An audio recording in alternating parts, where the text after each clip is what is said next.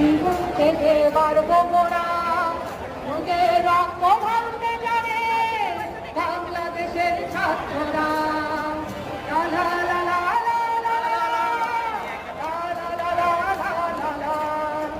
কোটি বেকার মৌলানা বিনা স্বার্থে রাজনীতি ছাড়লে খাবে উন্নয়নে লক্ষ টাকা দুর্নীতি। কোটি বেকার মৌলানা বিনা স্বার্থে রাজনীতি ছাড়লে খাবে উন্নয়নে লক্ষ টাকা দুর্নীতি। বাংলা মায়ের জামাল ছেলে মানবে না আর বঞ্চনা বুকে রক্তে আলো লেখা একাত্তরের চেতনা। দুর্নীতি যতই বুলেট গুলি দ্বিগুণ থেকে মারবো মোরা বুকে রক্ত ঢালতে জানে বাংলাদেশের ছাত্ররা। লা লা লা লা লা লা লা লা লা লা লা লা লা। স্বাধীন দেশের জন্য যারা ভালো বুকে সাজাসুন বিনিময়ে চাইনি পেতে খাবারের যত্নুন স্বাধীন।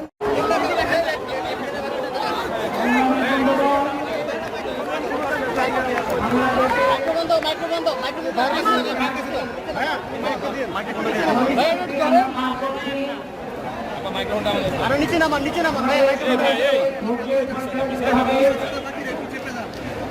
বজায় রাখতে হবে। সহিংসতার অন্তর্ঘাত যারা চালাতে চায় তাদের সম্পর্কে সাবধান থাকতে হবে। সরকার বিভিন্ন ধরনের চক্রান্তে নিয়োজিত আছে জনগণের বিরুদ্ধে, সেই ব্যাপারে আমাদের সাবধান থাকতে হবে। আজকের সমাবেশ এবং শোভাযাত্রাকেও সেই সতর্কতা আপনাদের অবলম্বন করতে হবে। সংগ্রামী বন্ধুগণ, আমরা একটা ভয়ঙ্কর সময় পার করছি, একই সঙ্গে আমরা একটা অসাধারণ সৃষ্টিশীল সময় পার করছি। আমরা ভয়ঙ্কর দমন পীড়ন দেখছি, আমরা অসাধারণ প্রতিরোধও দেখছি। আমরা দেখতে পাচ্ছি 3 বছর বয়স থেকে শুরু করে 70 বছর পর্যন্ত নারী পুরুষ শ্রমজীবী পেশাজীবী শিক্ষার্থী শিক্ষক সকলের উপরে আক্রমণ আসছে। ভূমি থেকে আক্রমণ আসছে, আকাশ থেকে আক্রমণ আসছে। গুলিবিদ্ধ হয়ে 2 শতাধিক প্রায় 300 কাছাকাছি এখন রক্ষণশীল হিসাবে নিহত হয়েছেন মাত্র কয়দিনে সরকারি বাহিনী, রাষ্ট্রীয় বাহিনীর গুলিতে। এবং এই নিহতের কাতারে শ্রমজীবী মানুষ আছে, শিক্ষার্থী আছে, শিশু কিশোর আছে, অভিভাবকদের ঘরে ঘরে, সারা বাংলাদেশের ঘরে ঘরে মা বাবাদের এখন হাহাকার। যারা নিহত হয়েছে তাদের মা বাবারা হাহাকার আত্মচিৎকার করছেন। হাজার হাজার আহত হয়েছে, তাদের মা বাবারা অনিশ্চয়তার মধ্যে আছেন। কারো চোখ নাই, কারো হাত নাই, কারো পা নাই। আর যারা এখনো জীবিত আছে তাদের মা বাবারাও দুশ্চিন্তায় উদ্বেগে হাহাকারের মধ্যে আছে। সারা বাংলাদেশে যারা এখনো জীবিত তারা অসুস্থ হওয়ার মতো অবস্থায় পড়ছেন এই অত্যাচার নির্যাতনের মধ্যে। বাংলাদেশে এই রকম রাষ্ট্রীয় হত্যাযজ্ঞ আমরা অনেক গণ আন্দোলন দেখেছি। স্বৈরতন্ত্রের বিরুদ্ধে লড়াই আমাদের বহুদিন ধরে করতে হচ্ছে। গণতন্ত্রের লড়াই এখনো শেষ হয় নাই। গণ অভ্যুত্থান আমরা অনেক দেখেছি, কিন্তু মাত্র কয়দিনে এত প্রাণহানি বাংলাদেশ আর কখনো দেখে নাই, এত রক্তপাত আর কখনো দেখে নাই, এরকম নির্মম হত্যাকাণ্ড আর কখনো দেখে নাই। এই ভয়ঙ্কর পর্ব যখন চলছে, সরকার হয়তো ভেবেছিল এরকম নারকীয় আক্রমণ চালালে সব প্রতিবাদ বন্ধ হয়ে যাবে, হয় নাই। প্রতিবাদ প্রতিরোধে শিক্ষার্থীদের পাশে পাবলিক প্রাইভেট ইউনিভার্সিটি একাকার হয়েছে। শিক্ষক শিক্ষার্থী একাকার হয়েছে, পেশাজীবী শ্রমিক একাকার হয়েছে, নারী পুরুষ একাকার হয়েছে। সারা বাংলাদেশের সকল পর্যায়ের মানুষ এখন একটা মুক্ত বাংলাদেশের জন্য লড়াই করছে। এই মুক্ত বাংলাদেশের লড়াই আমাদের এগিয়ে নিতে ঐক্য বজায় রাখতে হবে, সংহতি বজায় রাখতে হবে। আর সবচাইতে গুরুত্বপূর্ণ হচ্ছে মুক্তিযুদ্ধকে তদন্তের হাত থেকে মুক্ত করতে হবে, মুক্তিযুদ্ধকে পুনরুদ্ধার করতে হবে। মুক্তিযুদ্ধের নাম নিয়ে জনগণের উপরে আক্রমণ করবে না। বাংলাদেশে যারা খুনি, যারা লুটেরা, যারা ফ্যাসিবাদ, তারা মুক্তিযুদ্ধের চেতনা বিরোধী। বর্তমান সরকার মুক্তিযুদ্ধের যত ক্ষতি করেছে আর কোন সরকার এত ক্ষতি করতে পারে না। সেই মুক্তিযুদ্ধকে জনগণের হাতে খুন হয়েছে আমার ভাই, খুনি হাসিনার রক্ষায় খুন হয়েছে আমার ভাই। মুক্তিযুদ্ধে বাংলাদেশের জনগণ লড়াই করেছিল, লক্ষ লক্ষ মানুষ জীবন দিয়েছে। সেই মুক্তিযুদ্ধকে ঢাল হিসেবে ব্যবহার করে দেশের সম্পদ হবে, দেশের মানুষের উপরে হত্যাকাণ্ড চলবে, জুলাই হত্যাকাণ্ডের মতো ভয়াবহ ঘটনা ঘটবে, সেটা আমরা কোনো মতেই গ্রহণ করতে পারি না। মুক্তিযুদ্ধকে জনগণের হাতে নিয়ে এসে সেই মুক্তিযুদ্ধের প্রকৃত চেতনা, যে চেতনার কথা বলে নিপীড়ন, দখল, লুণ্ঠন চালানো হচ্ছে, তাকে উচ্ছেদ করে মুক্তিযুদ্ধের প্রকৃত চেতনা কিভাবে গণতান্ত্রিক রূপান্তর করা যায় বাংলাদেশে, সেই পথে আমাদের অগ্রসর হতে হবে। এই সরকারের কাছে আমাদের চাওয়া পাওয়া কিছু নাই, তাদের বিচার করার বিষয় আছে। অনেক বিচার জমে গেছে, সেই বিচার করতে হবে। যারা গ্রেপ্তার হয়ে আছে তাদেরকে মুক্তি দিতে হবে। যারা আটক আছে, যারা ঘর পাথর মামলা বন্ধ করতে হবে, জুলাই হত্যাকাণ্ডের বিচার করতে হবে এবং এই সব প্রত্যাহার এবং এই ধরনের সমস্ত ধরনের নির্যাতন এগুলো বন্ধ করতে হবে। সেগুলো করার জন্যই বাংলাদেশের এই সরকারের পদত্যাগ করতে হবে।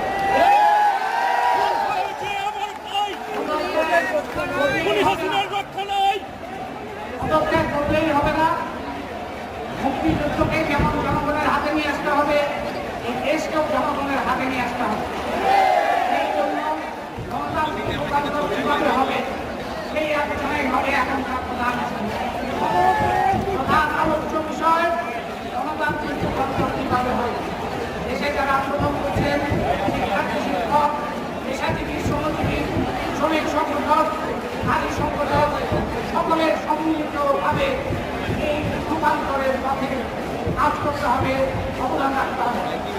সেই কাজে সকলের সম্মিলিত আহ্বান করে সকলের স্বার্থমত ঐক্য সংহতি বজায় রেখে সকল অঙ্গঘাত পরাজিত করে এই যাত্রা, শক্তিশালী যাত্রায় অপ্রতিরোধ জায়গায় নিয়ে যেতে হবে। কারণ আমাদের ইতিহাস সরকারকে মনে রাখতে হবে, আমাদেরও মনে রাখতে হবে।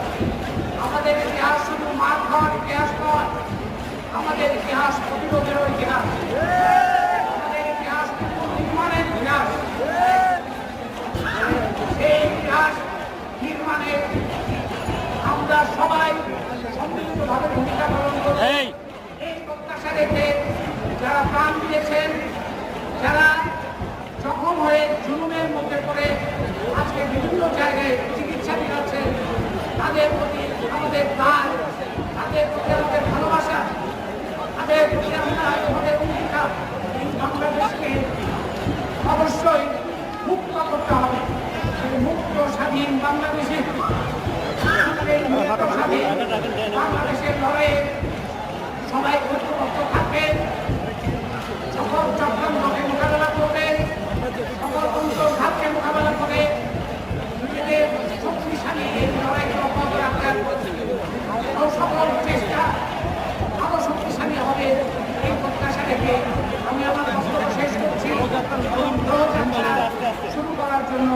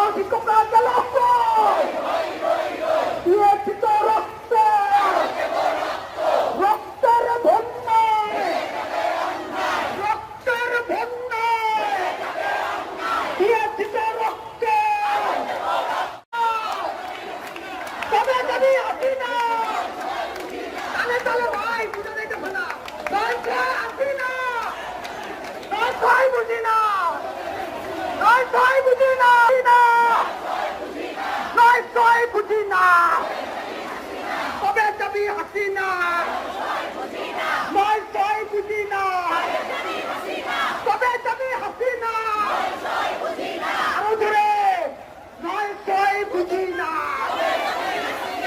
তবে যাবি হাসিনা নয় ছয় বুঝি না তবে যাবি হাসিনা নয় ছয় বুঝি না